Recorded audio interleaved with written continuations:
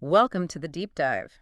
You've sent us some really thought-provoking material this time, diving into the core of what drives us, motivation and engagement. Yeah, it's a fascinating topic. We've got Sylvia Ola's piece, Motivation versus Engagement, and also a detailed research paper, How to Measure Motivation, a guide for the experimental social psychologist. Right. Two quite different angles on it. Definitely. And if you're interested in digging deeper yourself, you can find links to both in the description. Our goal today is to, well, unpack these concepts, really get to grips with the distinctions between them, understand how we can actually measure motivation, and, ultimately explore what all of this means for how organizations approach performance. Okay. And what immediately stands out, for me anyway, is Sylvia Ola's challenge to how we usually talk about motivation and engagement. Yeah, she doesn't pull any punches. No, she makes a really compelling point that while our understanding of motivation has significant scientific research behind it, the way we approach engagement in HR often relies more on sort of accepted practices or maybe rules of thumb. Which makes you wonder, right, about the real effectiveness of some of those engagement strategies we see. Absolutely. She uses this memorable analogy comparing some engagement theories to having, like, a weak grasp of how the internet works, which, yeah, certainly makes you stop and think. It does. But she's not totally dismissing engagement, is she? She frames it as the emotional part of one's performance. Right. Think about what that includes. Commitment, a sense of purpose, feeling like you belong, even just loving your job, your team, the company. And she roots all of this in the quality of relationships. And that focus on relationships really highlights how, well, fragile engagement can be, according to Ola. Exactly. She points out how our emotions and, how we get along with people, they're constantly changing. That example she gives about talented people leaving just because they fell out with a friend at work. Yeah, that really drives it home. It really illustrates it. The company might have everything else right, but these emotional currents can still cause people to leave. It suggests that that kind of engagement is pretty hard for organizations to directly control. That's a key distinction she makes. Then she contrasts this with motivation, which she defines as action, that internal drive, the willpower that gets you moving even when maybe the emotional spark isn't quite there. Uh-huh. And interestingly, she suggests motivation can actually fuel engagement by prompting us to act on positive feelings we might have. Right. And what's encouraging from her perspective is that we have a much stronger handle on influencing motivation because we have these established scientific frameworks to draw on. Yeah, and this is where Ola lists those science-backed factors that contribute to motivation. It makes sense when you think about it. Yeah. Clear goals give direction, right? Relevant rewards reinforce the behaviors you want. It's about creating that clear line between effort and outcome. That really drives people. Exactly. She also includes things like regular performance chats, chances for professional growth, making sure people have enough time off, transparent salary bands, and, importantly, equal pay. And she connects all these back to established motivational theories, like equity theory. Right? Equity theory being a big one. That basic idea that people are driven by a sense of fairness. Is what I'm getting back fair compared to what I put in and compared to others. Which leads neatly into her critique of some current HR practices. She suggests maybe many HR professionals don't have a deep enough grasp of these underlying motivation principles, or perhaps they're applying outdated versions. Yeah, so when performance or morale issues pop up, the default might be to jump to this unscientific engagement narrative, as she calls it. Instead of first checking if the core motivational building blocks are actually solid. And what's particularly insightful is her take on relationships. She argues that good relationships, team members, manager, employee, actually function as a motivational factor, not really a part of engagement itself. That distinction feels important. It's crucial because when you have conflict or, say, a toxic manager, organizations often misdiagnose that. They see it as an engagement problem. Exactly. And then the response might be, team building exercises or pizza Fridays. Which, hey, pizza's great.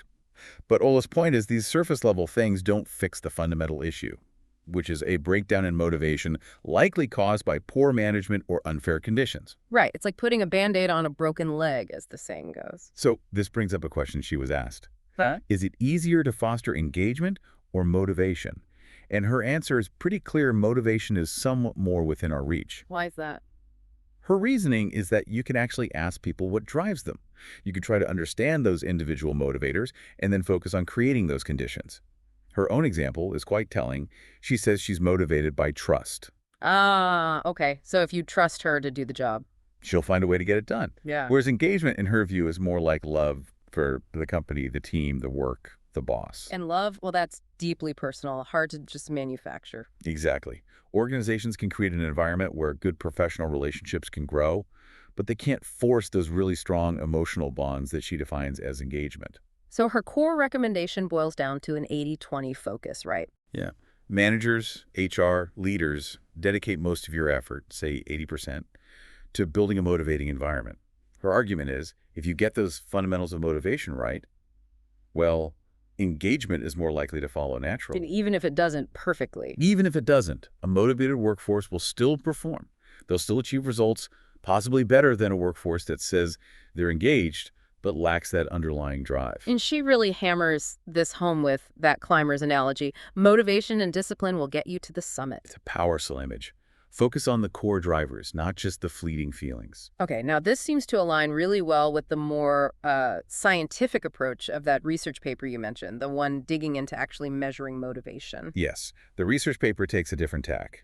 It highlights that motivation, being a psychological thing, isn't something you can just see directly. Right, it's internal. So researchers have to measure things like cognitive responses, how people think, affective responses, how they feel, and behavioral responses, what they actually do.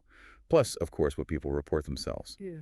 But this paper specifically focuses on objective ways to measure how motivation fluctuates in different situations, usually within controlled lab experiments. And they draw an interesting distinction within motivation itself, don't they? Between outcome-focused motivation Like, just get it done, and process-focused motivation. which is more about doing it well or maybe enjoying the process. It seems like Ola's concept of motivation leans more towards that outcome-focused drive, the push to achieve results. That's a good point. So how does the paper say we can measure these things cognitively, for instance? Well, one way is looking at how goals become activated in our minds. They use memory accessibility as an indicator. You know, the Zeigarnik effect. Remind me. It's the tendency to remember unfinished tasks better than completed ones. It shows how an active goal keeps related information sort of buzzing in your head. Ah, okay. So at work, maybe someone really driven on a project would constantly have the next steps popping into their mind. Precisely, they'd recall them more easily. The paper also talks about how motivation influences evaluation. We tend to see things that help us reach our goals more positively. And maybe downplay things that get in the way. Exactly. So someone on a tight deadline might suddenly have a very positive view of that project management software that's keeping them on track. Makes sense. And what about the feeling side, the affective measures? The paper discusses assessing subjective feelings during goal pursuit. There are tools like the intrinsic motivation inventory that gauge things like interest, enjoyment, how competent someone feels, the effort they perceive they're putting in. So that gets more at the process-focused motivation, Right. liking the journey. Yeah, it taps into that. Yeah. They also mention fascinating stuff about how motivation can even shift our perception, like that old Bruner and Goodman study, where kids from poorer backgrounds actually saw coins as physically larger. Wow. Because the monetary value, the motivation was stronger? That's the interpretation. So you could imagine maybe someone really motivated to close a big sale might literally perceive opportunities more clearly, or perhaps overlook obstacles. It's a compelling idea. Definitely. What about behavioral measures, things we can actually see? Right, these might be more directly observable at work. Speed is one, how quickly tasks get done. The goal gradient effect fits here, how motivation often ramps up as you get closer to the finish line. Like that end-of-quarter sales push. Exactly. Yeah. And then, of course, performance itself, accuracy, how much work gets done, and crucially, persistence. How long does someone stick with it when things get tough? Persistence seems key. It really is. They mentioned research showing that breaking down big goals into smaller, proximal steps significantly boosts motivation and achievement, which, again, really supports Ola's point about the importance of clear, manageable goals. Yeah, it all connects. Researchers often use challenging, sometimes even impossible, tasks to measure persistence. How long will someone keep trying before giving up? And finally, choice. When people have options, the choices they make can reveal underlying motivations, Especially if the choices involve trade-offs. particularly then.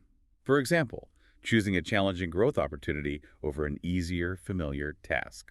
So, in the workplace, maybe giving employees some autonomy in how they tackle projects or letting them choose development opportunities Right. that could offer real clues about what motivates them. Absolutely.